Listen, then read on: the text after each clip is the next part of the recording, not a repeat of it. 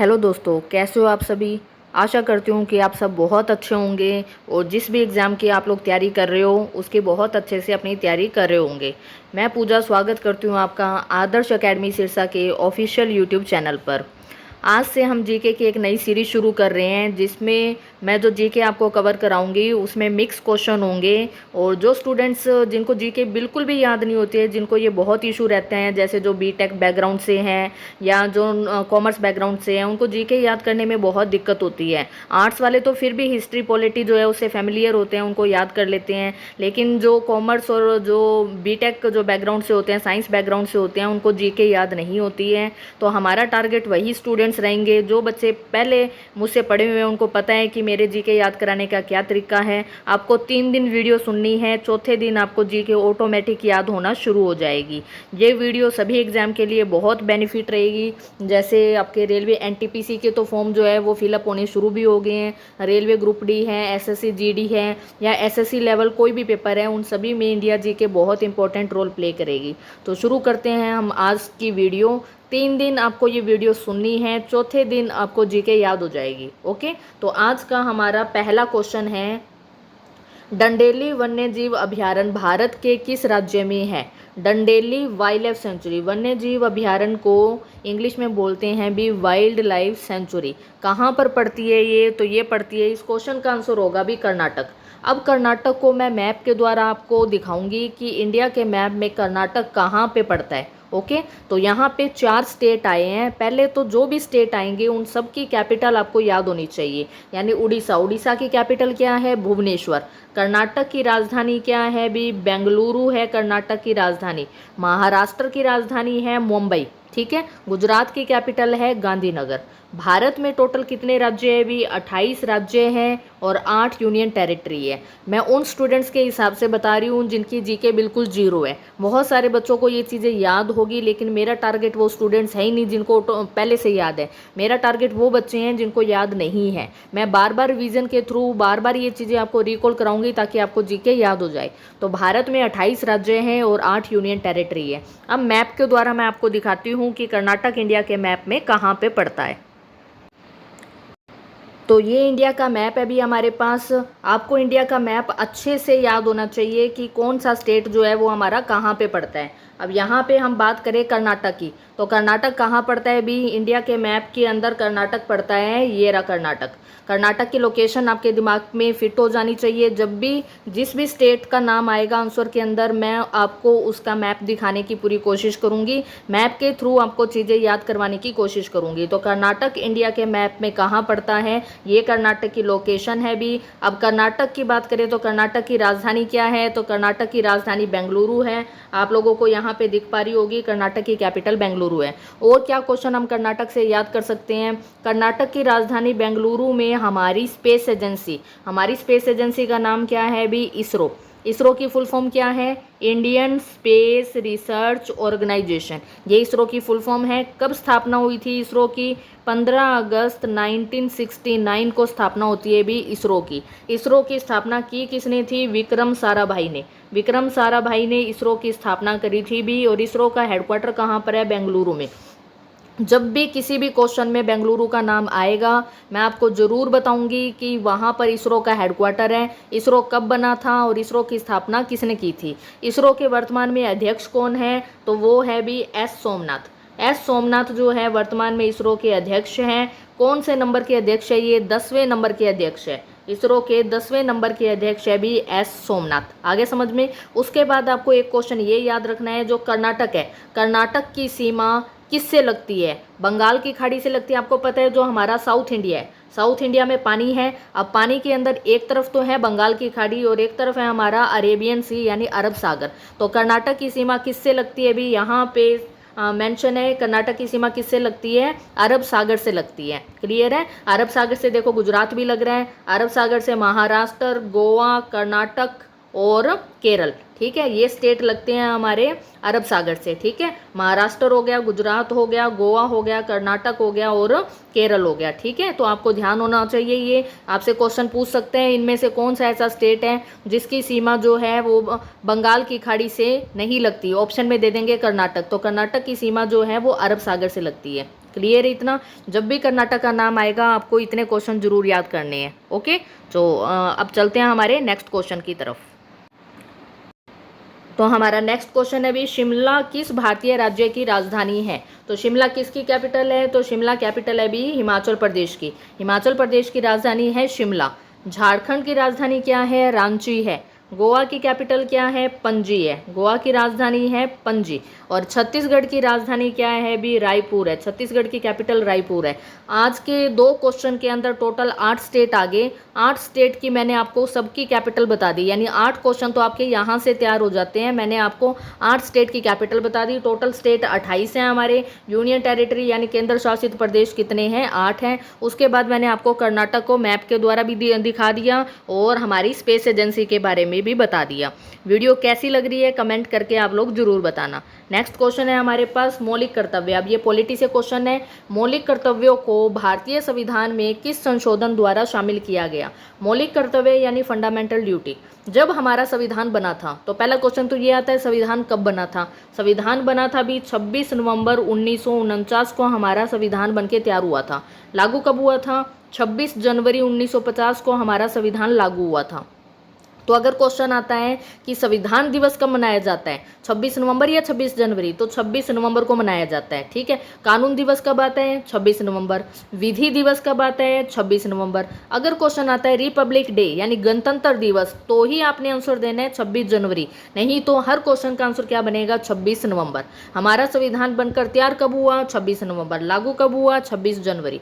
जब हमारा संविधान बनकर तैयार हुआ था उस टाइम पर हमारे संविधान में हमें मौलिक अधिकार तो दिए गए थे, लेकिन मौलिक कर्तव्यों का कहीं भी उल्लेख नहीं था। तो अगर क्वेश्चन आता है मूल संविधान, मूल संविधान का मतलब जब बना था, मूल संविधान में कितने मौलिक कर्तव्य थे? तो आंसर क्या आएगा इसका भी? 0।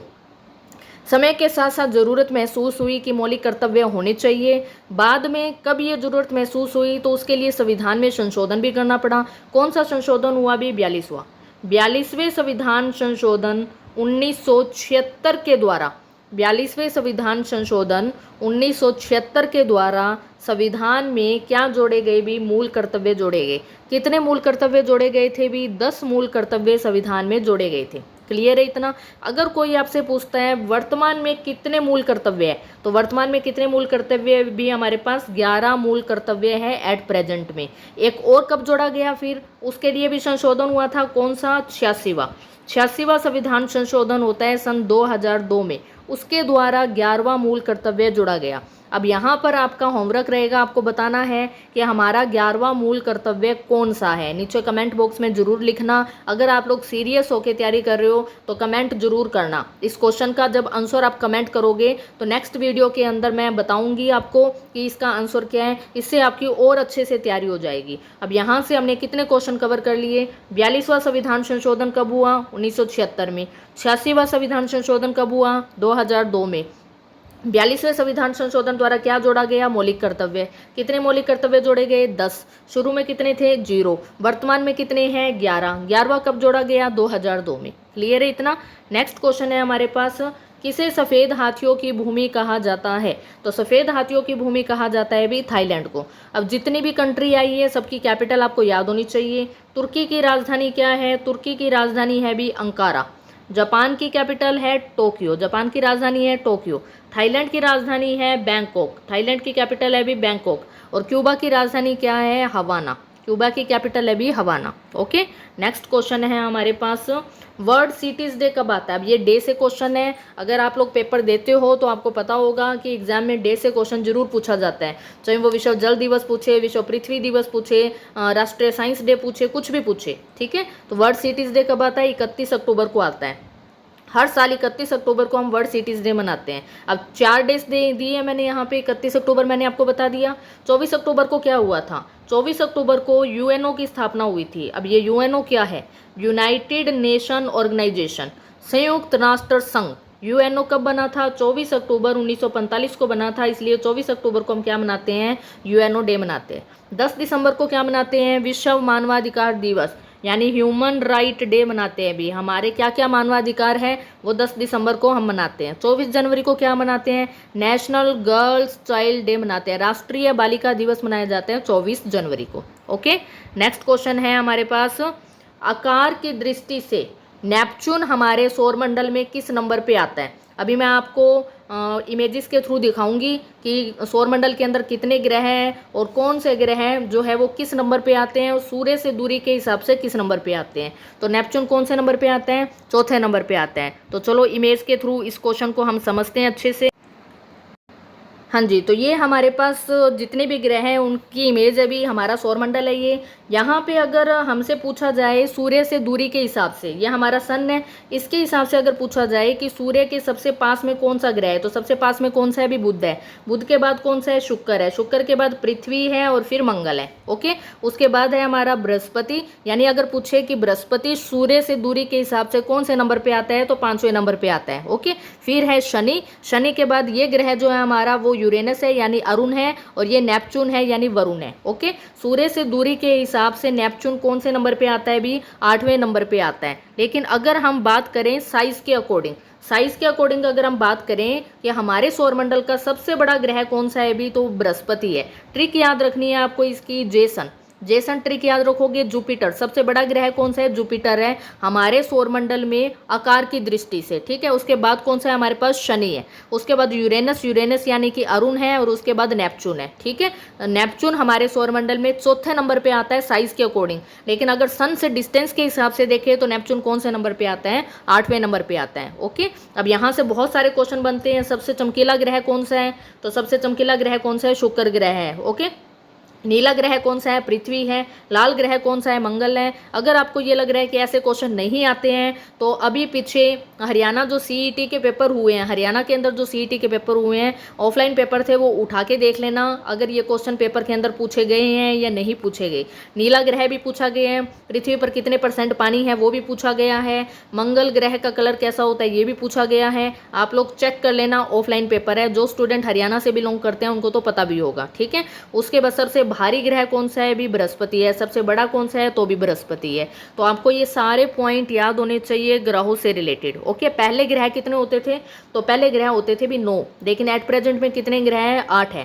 किस ग्रह को निकाल दिया, तो भी प्लूटो को निकाल दिया। प्लूटो अब ग्रह नहीं है अकॉर्डिंग टू साइंटिस्ट। ओके, चलो नेक्स्ट क्वेश्चन करते हैं। अब हम नेक्स्ट क्वेश्चन है हमारे पास, हाँ जी, तो क्वेश्चन नंबर 7 है, चंडीगढ़ के वास्तुकार कौन है। तो चंडीगढ़ का आर्किटेक्चर कौन है, ली कार्बुजिए। ली कार्बुजिए कहाँ से है, ली कार्बुजिए है भी फ्रांस से। अब फ्रांस की राजधानी क्या है, फ्रांस की राजधानी है पेरिस। पेरिस किस नदी के किनारे हैं, तो पेरिस सीन नदी के किनारे है। ओके, नेक्स्ट क्वेश्चन है हमारे पास, अंतर्राष्ट्रीय मुक्केबाजी संघ का हेडक्वार्टर कहाँ पर है, तो वो है लोजेन में। और लोजेन कहाँ पड़ता है, हमारा स्विट्जरलैंड के अंदर पड़ता है। ओके, नेक्स्ट क्वेश्चन है, भारत का नेपोलियन किसे कहा जाता है, तो सबको पता ही है भारत का नेपोलियन किसे बोलते हैं, समुद्रगुप्त को बोला जाता है भारत का नेपोलियन। नेपोलियन जिसका रियल पूरा नाम क्या है, नेपोलियन बोनापोर्ट। नेपोलियन बोनापोर्ट एक बहुत ही पावरफुल शासक था। जो भी पावरफुल होता है उसको हम ये संज्ञा दे देते हैं। तो भारत का जो नेपोलियन है उसकी संज्ञा किसे मिली, समुद्रगुप्त को मिली। ओके, अब अकबर का भी नाम आया हुआ है यहाँ पे। तो अकबर कौन से वंश से रिलेटेड था भी, तो अकबर मुगल वंश से रिलेटेड था। धीरे धीरे मैं आपको सारे वंश भी पढ़ाऊंगी, सारी जीके ऑटोमेटिक आपको याद हो जाएगी। आपको सिर्फ वीडियो सुनना है और कुछ भी नहीं करना। ओके, तो मुगल वंश की नींव जो है वो भारत में किसने रखी थी भी, बाबर ने रखी थी। बाबर ने मुगल वंश की नींव कब रखी थी, 1526 के अंदर रखी थी। 1526 में पानीपत का पहला युद्ध होता है, जिसके द्वारा बाबर इंडिया में मुगल वंश की नींव रखते हैं। बाबर के बाद बाबर का बेटा आता है हुमायूं, और हुमायूं के बाद हुमायूं का बेटा आता है अकबर। ओके, नेक्स्ट क्वेश्चन है हमारे पास, 2000 का नोट जो कि अभी बंद हो चुका है, लेकिन फिर भी हमें याद होना चाहिए। 2000 के नोट के ऊपर किसकी इमेज है, मंगलयान की इमेज है। ठीक है, सांची का स्तूप, ये नई करेंसी की बात हो रही है। 200 रुपये का जो नया नोट है उस पर सांची का स्तूप है, और 500 रुपये का जो नया नोट है उस पर क्या है भी, लाल किला है। ओके, सांची का स्तूप कहाँ पर पड़ता है, सांची का स्तूप पड़ता है मध्य प्रदेश में। और सांची के स्तूप का निर्माण किसने करवाया था भी, अशोक ने निर्माण कराया था सांची के स्तूप का। ओके, लाल किला कहाँ पड़ता है, दिल्ली में पड़ता है। ओके, तो ये हमारी आज की वीडियो थी। अगर आपको वीडियो पसंद आई है तो प्लीज़ वीडियो को शेयर जरूर करना, और जो क्वेश्चन आपसे पूछा है उसका आंसर जरूर देना। Thank you.